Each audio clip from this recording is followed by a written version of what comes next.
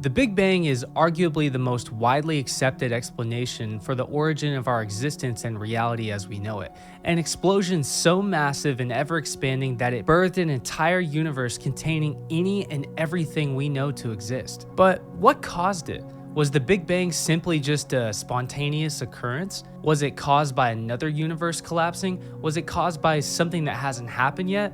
Try to wrap your head around that one. Or was it done with a divine purpose? Could it be possible that something or somebody intentionally set our universe in motion? I'm Luke Caverns. Thank you all so much for being here as we travel back 13.5 billion years into our ancient origins. Let's imagine for a second that we can travel back in time just before the birth of our universe, 13.5 billion years into the past.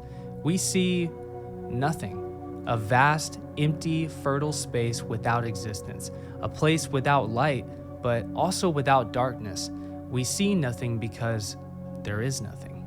Then, seemingly without cause, time, light, and matter, the trinity of existence, are born at the exact same moment. The universe rapidly expands from the size of an atom to a size that is able to swallow and dwarf every asteroid, moon, planet, star, solar system, and galaxy as we know it. But why? What caused this? And looking at it as a whole begs the question of what is the objective likelihood that the event of the Big Bang takes place? If the Big Bang is the origin of existence as we know it, how did it happen? Is there something outside of our universe or something that existed before it?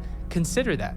What is the percentage chance that our existence even exists? What is the likelihood that whatever caused our Big Bang would even happen in the first place? This question is actually an oxymoron. To calculate the probability of our existence is next to impossible and would either result in a number that is next to a 0% chance of any existence whatsoever, or the number would probably come out somewhere next to 100%, as everything in existence would be self-evident of divine intention due to the mind-numbingly low percentage chance of an order and existence of chaos, resulting in cognizant, self-aware beings capable of self-reflection, love, empathy, comedy, wonder, and the ability to contemplate and calculate the likelihood of their own existence as we're doing right now. Think to yourself, as you sit there with a fully functioning soul that pilots your physical body, do you truly believe that your existence is unintentional? And have you given that enough thought? Let's go back to our last example. The percentage chance that the Big Bang would even take place is either next to 100%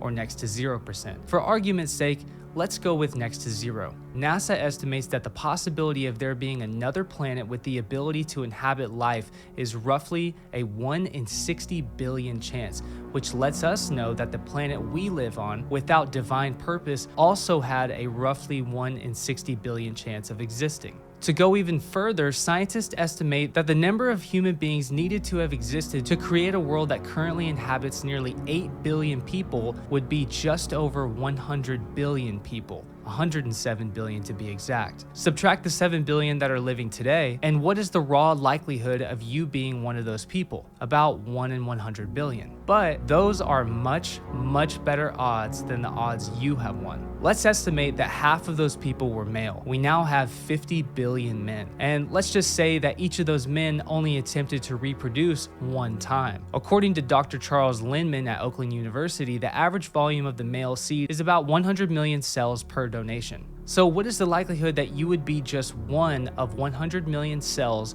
born to one of 50 billion men on a planet with a 1 in 60 billion likelihood of existing inside of a universe with a likelihood of existing that is so small that the odds of landing 1 in 60 billion could be seen as optimistic? What we're looking at here is that the likelihood of quite literally everything existing is either next to 0 or next to 100. Is the existence of existence itself self-evident of a creator, or is it still more likely that we have arrived to a microscopic point of life by coincidence in a universe that is dominated by the order of chaos? Okay, so we've established the reality that existence according to science is likely as numerically close to 0 as you can possibly get. But why would anyone logically believe in a God? Is there anything or any religion that actually points towards or gives validity to God creating the universe through the Big Bang? Well, yes. In Christianity, God, or Yahweh, says, "Let there be light," and there was light. Many Christians may interpret this as Yahweh creating the sun, but actually the stars were not created until the fourth day. So where did this light come from? And what being powerful enough to create an entire universe would do it any other way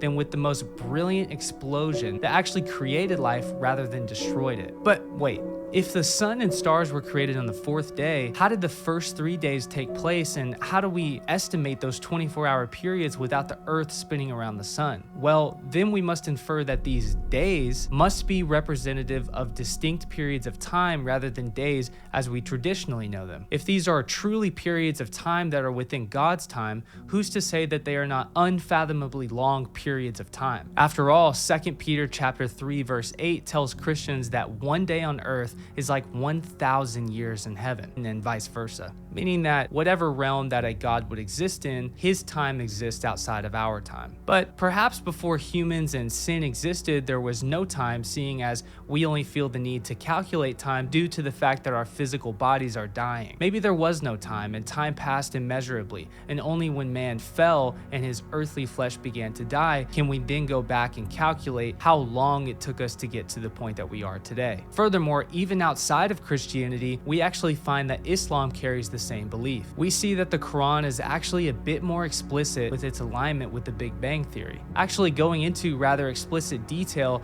of how the universe was ripped apart and is currently ever expanding. On a side note, the Christian and Islamic God are both Abrahamic gods considered by many to be essentially the same God. However you align, both religions have a common ancestor, and thus we can infer that each religion must hold some common truths or beliefs, meaning that it is perfectly reasonable for a Christian to hold many beliefs that align or are taught from the Quran and vice versa. Bringing this to a close, the probability of our existence is immeasurably small without the divine intention of a creator. So small, again, that the 1 in 60 billion chance of our Earth existing predicated upon the existence of our universe could actually be seen as optimistic odds. So what do you think? Is it more likely that we arrived here by divine appointment, or are we just stardust in a universe that is currently experiencing itself? Are we that lucky? Please let me know what you think in the comment section below, and I'll be responding to my favorite comments at the end of the next episode. And on the next episode, we will be discussing Earth's first humans. Were Adam and Eve really the only two people? Can you scientifically start a species with only two beings? And would God even allow that? I'm Luke Caverns, and we'll find out next time on Ancient Origins.